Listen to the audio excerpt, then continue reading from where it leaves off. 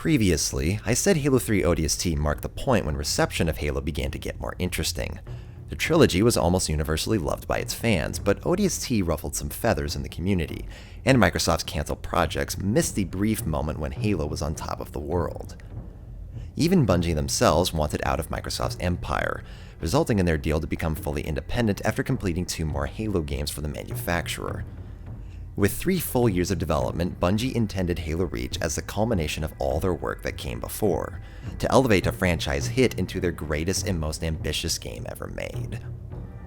In their own documentary, Bungie says that it was the perfect way to end the series.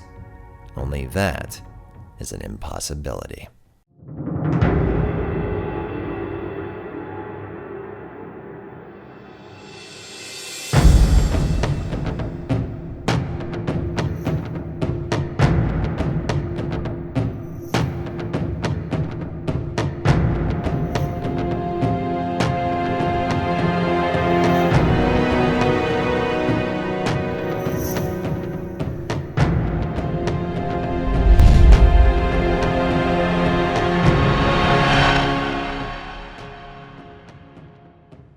Halo is a franchise that's both an innovator and an iterator. For example, Halo 2 innovated with its online multiplayer and social features, but the gameplay itself was very much an iteration of the first. It's from the outset that Halo Reach was Bungie's final installment in the franchise that they created, and while innovation would still be implemented, Reach's core focus was to create the largest Halo game in every possible way, from campaign to co-op, levels to characters, arsenal to abilities, customization to personalization. All of that began with Bungie's newfound freedom of not being nearly as restricted as with their previous titles. The developers had their experience, unlike Combat Evolved, extensive pre-production, unlike Halo 2, no connection with 2 games worth of story, unlike Halo 3, and had multiple years in development, unlike ODST. While there isn't much about the development process to dissect due to a real lack of information on it, something to be discussed is how many of Reach's ideas were actually conceived of long before. The ability to sprint is a controversial topic amongst competitive fans, but its introduction was conceived as far back as Halo 2. Armorlock's ability to deliver an EMP charge harkens back to Combat Evolved. Holograms appeared in Halo 2, so did jetpacks. Speaking of abilities, 2 of them are repurposed assets from Halo 3. Active Camouflage blended a classic power-up with the Radar Jammer, and Drop Shield fused the Bubble Shield and Regenerator. Halo Reach wasn't bursting with new ideas. Rather, it implemented ideas Bungie conceived of years ago.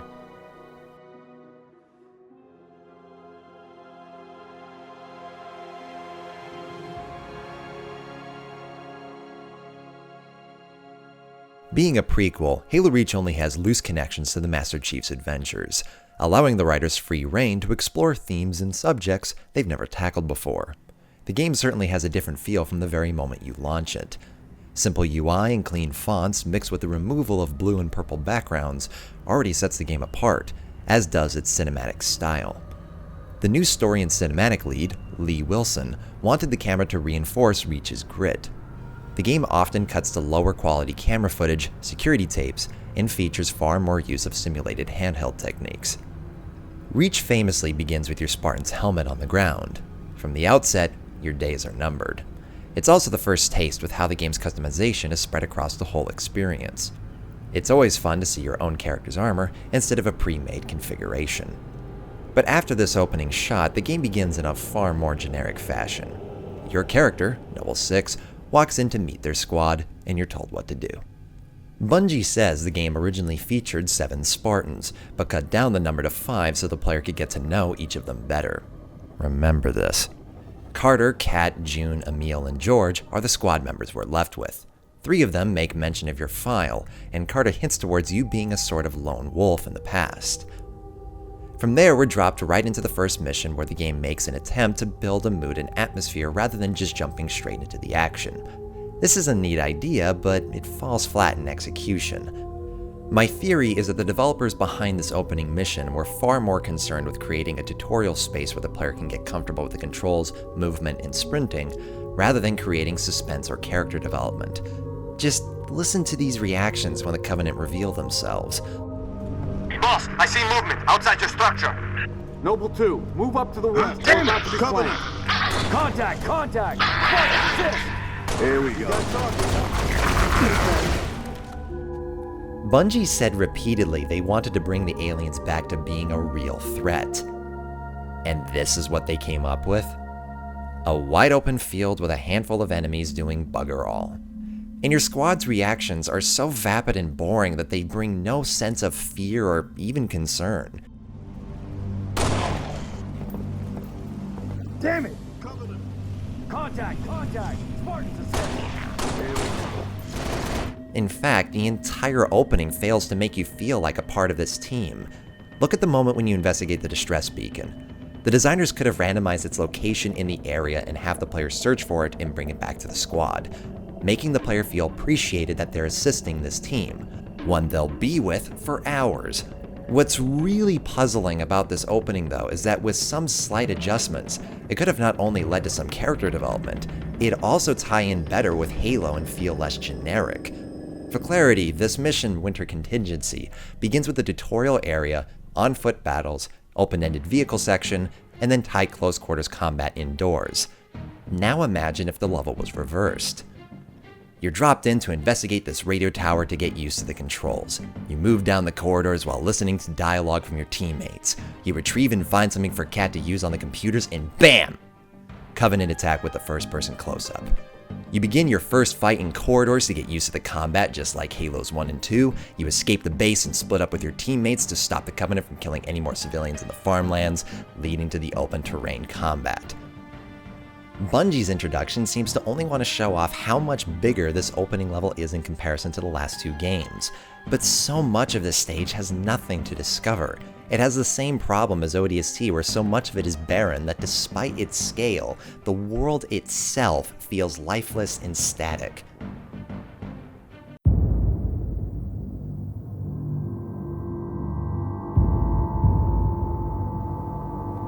Reach's increased scale hasn't resolved any issues pertaining to the subject of exploration. For combat, the game hasn't been hurt. It retains Halo's classic flow of weapons, grenades, and melee attacks. Picking apart squads of Covenant and balancing weapon combinations is no less fun than it's always been. As discussed previously though, each game since Halo 3 has tried to implement a fourth element to Halo's core. Reach's attempt were the ever-controversial armor abilities. Whenever I hear people dismissing this game, it's often related to their frustration with giving players abilities that can save them in battle. Thing is, we've had 6 years of more and more games doing this without the same brand of vitriol from hardcore fans. And I think I know why, and I'll begin using the drop shield as an example. Halo Reach brought back the health bar, echoing the same system in Combat Evolved. The benefit of a health system combined with shields is that every encounter can revolve around a consistent amount of health that all players will have, while still implementing long-term consequences to those who make too many errors in combat. Unless you have the drop shield that regenerates your health regardless of location, health, or enemies present. With one button press, you can activate an ability that completely negates a design's entire existence. Armor Lock allows players to no longer be punished for bad positioning. Camouflage rewards campers in a game that's about speed and aggression. Sprint may be the opposite of Armor Lock in appearance, but it has the same function of no longer having to worry about bad positioning. Same with Evade. Jetpack means you don't have to learn the quickest routes around a map. Hologram means you always have a way of luring out an enemy. These abilities actively remove tension from battles. I do prefer at least knowing that your enemy is going to have one of these abilities, unlike Halo 3's equipment, but Bungie's misguided decision to lower the number of choices the player considers when having an ability really impacts the flow of combat. Despite increasing not just the scale of the levels, but also the amount of enemies on screen, it doesn't feel like it, because attention has been robbed of existence. Fighting more enemies at once ties in with a Covenant invasion, but Halo's gameplay is built around balance and flow, so despite having more AI on screen, the game has a real habit of filling that quota with cannon fodder, instead of challenging enemies like the elites. This is most obvious in the level Exodus, where the majority of your enemies are brutes. These enemies were strong opponents in the last 2 games, but due to their lack of shields and head protection, they've effectively been reduced to grunts on protein bars. and if you're too lazy to get headshots, just pick up one of the many needle rifles off a jackal and shoot each one 3 times. You're going to have to do that with every other weapon anyways, might as well use the one that doesn't require headshots. The needle rifle is one of Reach's 8 brand new weapons, 6 of which have never appeared since. And of the 2 weapons that have appeared in later games, both the DMR concussion rifle don't reach their peak here, no pun intended.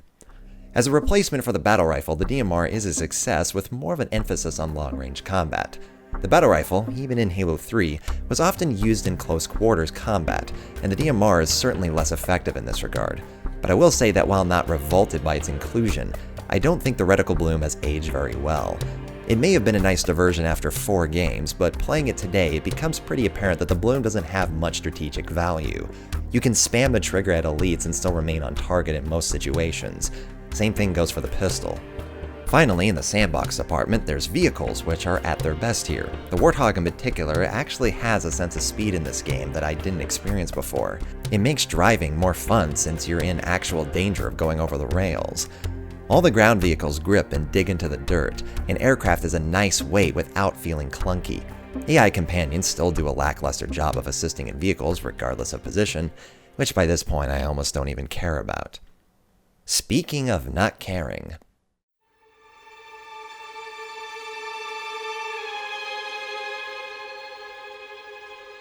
the developers repeatedly discussed how they wanted Noble Team to feel like Delta Force, individual soldiers who survived by sticking together. But in-game, there is so little interaction between the group, and all without any memorable dialogue. While exchanges aren't nearly as melodramatic as previous games, they haven't been replaced with anything enticing. This team being all business means we don't get to know them as people. There's only one scene in the whole game featuring every Spartan that isn't strictly a military briefing, and it's just not enough to make me care about them. This could have been forgiven if Reach's gameplay had each character uniquely assist in combat. But this isn't Half-Life 2 or Bioshock Infinite with decent NPC sidekicks, and either due to a lack of time or interest, Reach doesn't attempt to create any sort of attachment with these characters during gameplay, leaving cutscenes to do all the heavy lifting, and they're not nearly strong enough to do that. But Reach's awkward storytelling also harms its characters. At the end of the game's second level, you've spent dozens of minutes taking on legions of Covenant only for Dr. Halsey, a key member of the Spartan program, to say that she doesn't care about what just happened, and instead wants to know about events from the first mission, which transitions to the third mission that has nothing to do with what was just discussed. In fact, Noble Team isn't given anything to chase after until the game's penultimate stage. Everything done before then is an attempt to gain intel on the Covenant or cripple their forces, which we know doesn't work, so there's no tension. What Bungie have done is make a story about a squad that's unable to prevent disaster and attach that to a video game about making you feel like a badass. Lord knows I have my issues with previous campaigns, but at least in the main trilogy there's some semblance of a goal and consistency. In Reach, when the characters finally have a tangible goal, one whose entire purpose is to connect with the first game, it still can't effectively transition between missions. Noble 6, Carter, and Emil all get into a Pelican and fly away to deliver the plot device. One loading screen later, they're being attacked and Carter's wounded. Why? Every opportunity Reach has to build its story, it ignores or skips entirely in order to get you to its gameplay, which, while enjoyable, hardly features anything we haven't seen before. And what is new isn't very remarkable. When a designer's idea for a whole section of a level is to stomp down narrow corridors killing suicide grunts one at a time, or a new mechanic is built only to show off a unique animation, you know the bucket of ideas is starting to ring hollow. That's the problem I have with Reach's campaign as a whole. There's nothing it does that impresses. No blowing up the ring world, working alongside enemies, or defeating multiple behemoths. No moment where I think, wow, that's awesome. You'd think that a mission leading to space combat would be exhilarating, but when you fly in circles killing the same 2 enemies over and over with no motivation other than doing what your commanding officer tells you, it loses all potential. Even the epilogue, which sets up a brilliant opportunity to weave gameplay into its storytelling, doesn't work because the environment is so far removed from what we just saw it feels like your character is in a dreamland. And why is there a narration from Dr. Halsey at the end?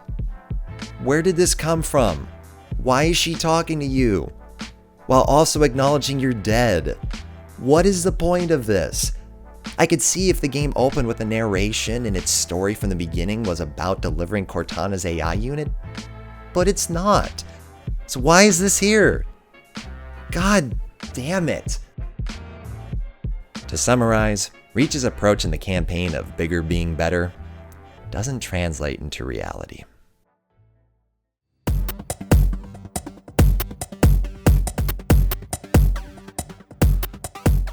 Firefight. ODST's lone multiplayer contribution makes its return in Halo Reach. Bungie's answer to Horde mode was both critiqued and praised by its community, with some declaring it a lazy response and others playing it for hours on end.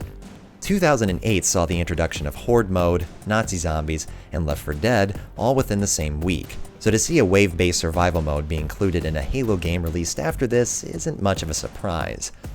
Even Bungie don't attempt to fool people in interviews that they're doing anything other than showing their take on it.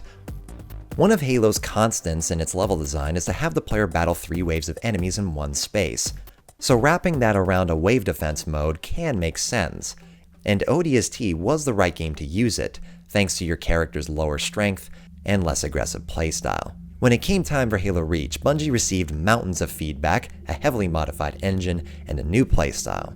During pre-production, Reach's campaign was mapped out from beginning to end so multiplayer designers could map out which arenas they'd like to use for competitive and firefight. Generally speaking, the arenas used for firefight are much bigger than their ODST counterparts. One game taking place in a condensed city and the other on a whole planet has to do with that, but also to accompany the strength of Spartans, their abilities, and the weapons they carry. I previously discussed with ODST that I felt Bungie didn't go far enough in differentiating Spartans and the ODSTs and how they felt, and I stand by that. But those differences were more noticeable when fighting multiple squads of Covenant, normally reserved for a super soldier's to-do list. Now that you are said super soldier, the waves in Firefight just don't feel as desperate, even when putting a strict limit on lives. That may explain why, as many in the community have pointed out, Firefight in Reach has less of an emphasis on teamwork and survival, and more about racking up points. Confirmations of this are the changes made in the mode's default settings, and the overwhelming amount of arcade variants and matchmaking, with a large chunk of them supplying infinite lives and ammo. And I've personally been in QA tests with more excitement than these. Your mileage may vary, but I personally cannot stand playing what is basically Halo with God mode turned on for more than 10 minutes before passing out. Firefight Classic, or custom variants with live restrictions or extra objectives to control, add a layer of strategy and commitment, and elevate it more alike what ODST offered in its Firefight component. The large levels can't echo that game's feeling of being pushed up against a literal wall, but there's still potential chaos with friends. It's unfortunate that the netcode is synchronous instead of asynchronous, which means even on a connection where you're the host with a quick ISP, you'll still be receiving input lag, which means that when compared to other game modes of this variety, Firefight hasn't aged as gracefully. But as neutral and objective as I try to be in these videos, I have a large bone to pick with Firefight for a simple reason. Gears of War is a lumbering cover-based shooter with slow-firing, high-damage weapons against 7-foot-tall behemoths. A cooperative wave defense mode makes sense. Call of Duty is a fast-paced game where you're always 2 hits away from death with rapid-fire weapons against a ceaseless array of the undead. A cooperative wave defense mode makes sense. Halo is a fast-paced game where you take on dozens of enemies at once with a power-armored super soldier with the capacity to save the human race single-handedly. A cooperative wave defense mode makes no sense. Every Halo campaign is at its worst when you're not making progress. When a series known for large open-ended levels throws you into an enclosed arena to fight off 3 squads, it always felt kinda cheap. Firefight are those moments ad nauseum. Halo's core gameplay is about offering multiple approaches of assault for the player, and when Halo is played defensively, there is no aggression, which is why a mode about defending against hordes of enemies feels like a drag. Firefight is a mode that, for me personally, has never delivered any of the memorable or exciting moment-to-moment gameplay that defines the series, and Reach, thanks to its emphasis on points rather than survival, is only worse. The one lone improvement here is the ability to customize Firefight, allowing players to adjust the game to their preferences. With that said, customization isn't something restricted to Firefight, but rather Reach as a whole.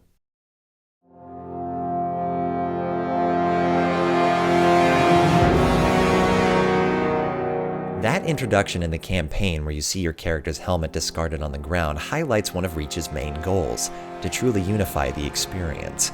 To have the campaign, firefight, multiplayer, customization, visuals, and sounds be all part of one seamless game. It's a goal that Bungie have carried on years later, and it's understandable. The dream of a game being able to balance such a wide variety of experiences within the same mechanics is one that any designer worth their money desires. And it makes sense in the context of Bungie wanting to conclude their series with the biggest Halo game ever. Dozens of games use single-player levels and layouts in multiplayer maps, but they've never felt as intentional as Reach. Where most do such things to reuse assets, Bungie had a greater purpose behind it all, to experience such things as the Covenant Spire in both the campaign and adversarial multiplayer. It's certainly fascinating to play through the campaign and boot up multiplayer only to see very minimal differences in the environment, be it Boardwalk, Zealot, or Reflection. But when listening to the cringe fest that was the game's developer commentary, I caught this line from the game's project lead. We integrated all the multiplayer and firefight spaces into the campaign. It was a big pain in the butt.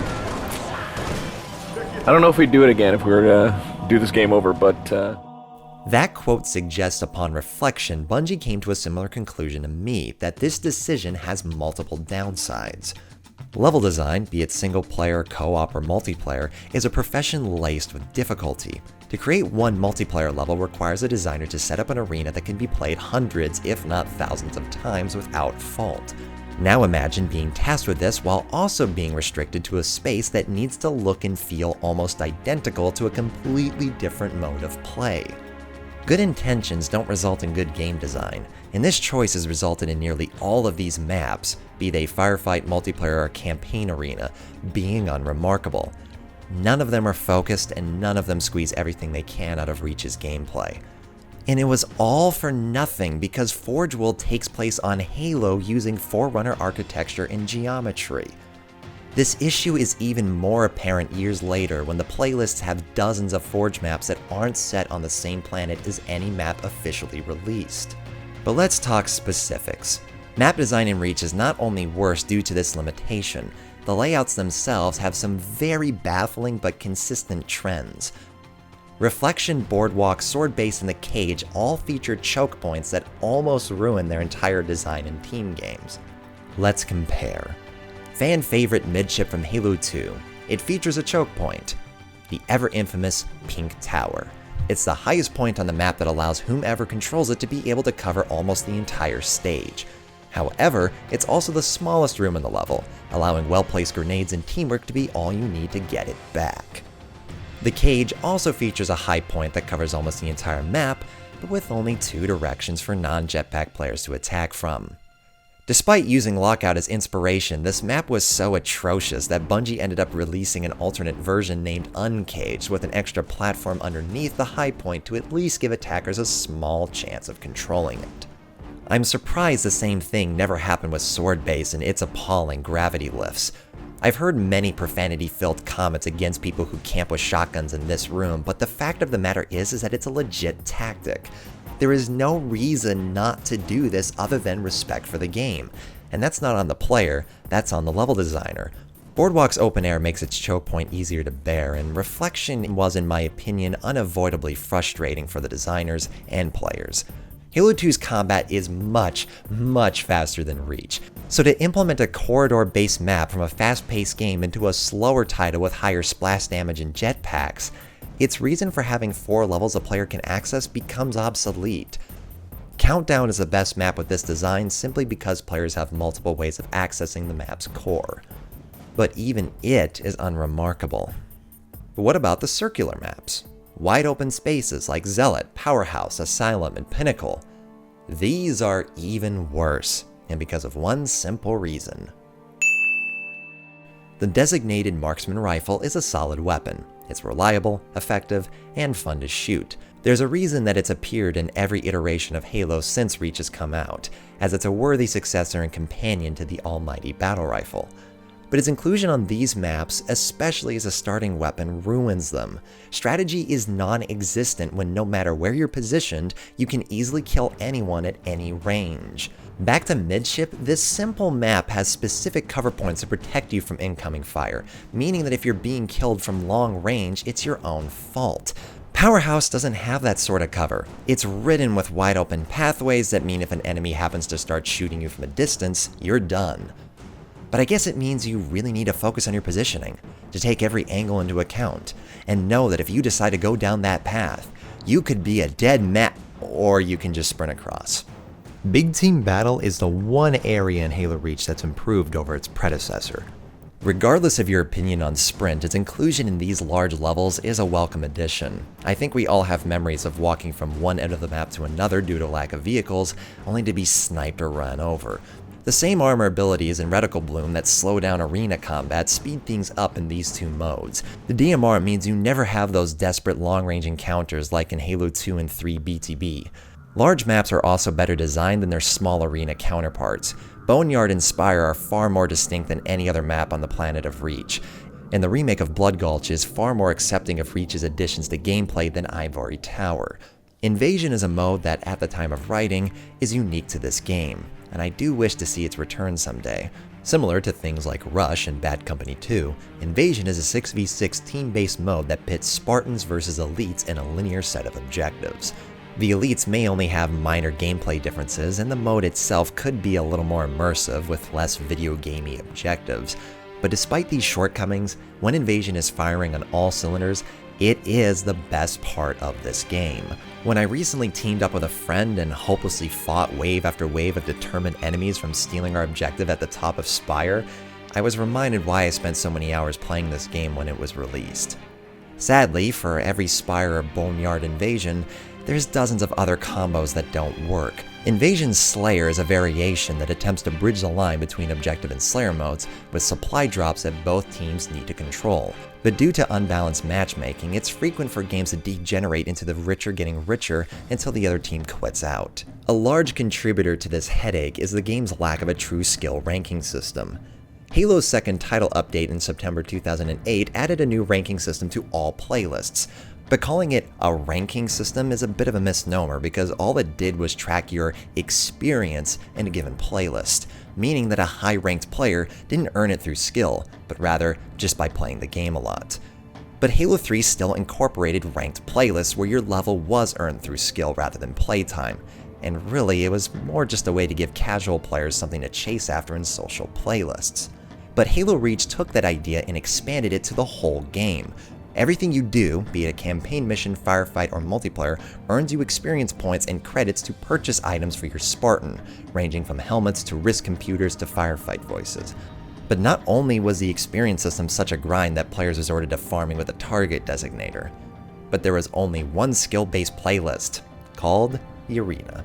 It meant that for every other playlist in the game, there is nothing to ensure that you're matched up with someone of a similar skill level. Reach does innovate with their searching preferences menu that at the time of release was effective at finding the sort of players you want.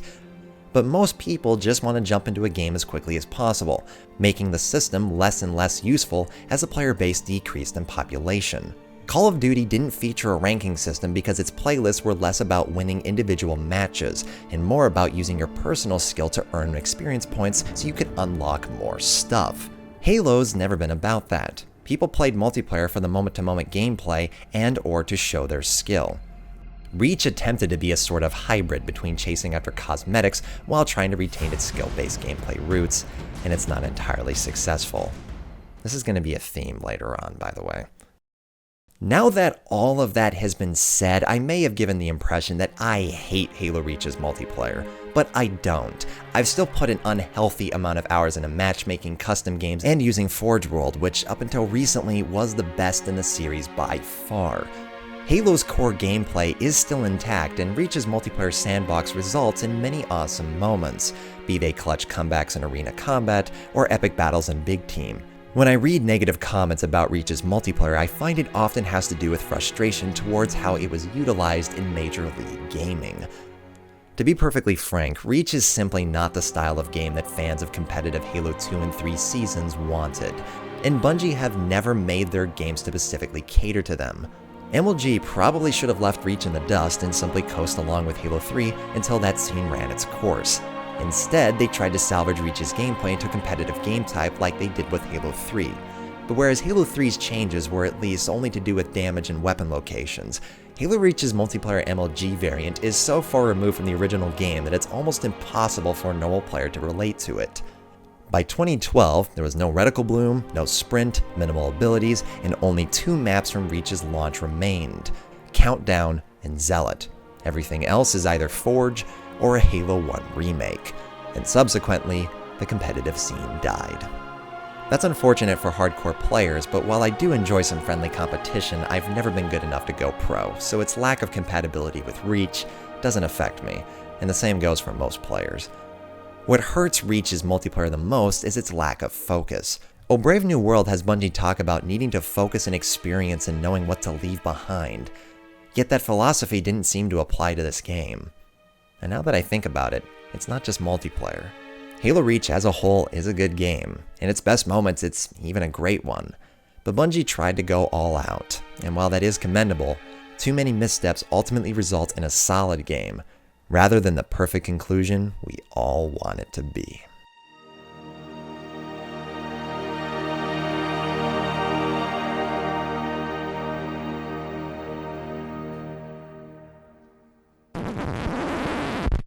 Throughout the entirety of writing this script, I was unable to find an appropriate moment to discuss Marty O'Donnell and Michael Salvatore's work in the way that I have in the last 4 videos. So I figured, if you're going to force in a subject, why not go full speed? Halo Reach's score once again is achingly beautiful, with haunting atmospheric melodies and bombastic anthems that swell an epic battle. I was even lucky enough to hear the game's main theme performed live. I am very attached to many tracks in this game, yet I couldn't help but notice that it has a mixture of editing problems from previous games. Noticeable loops and abrupt changes in mood exist with a greater probability due to the increased scale and levels. And a new problem has emerged where many of the game's cutscenes, usually during a character death, attempt to squeeze emotional weight out of a scene where none exists. Brilliant music is great on its own, but when it's commanding the emotion instead of enhancing it, that's when you begin to lose me. Regardless, my favorite piece of music is either Long Night of Solace or New Alexandria.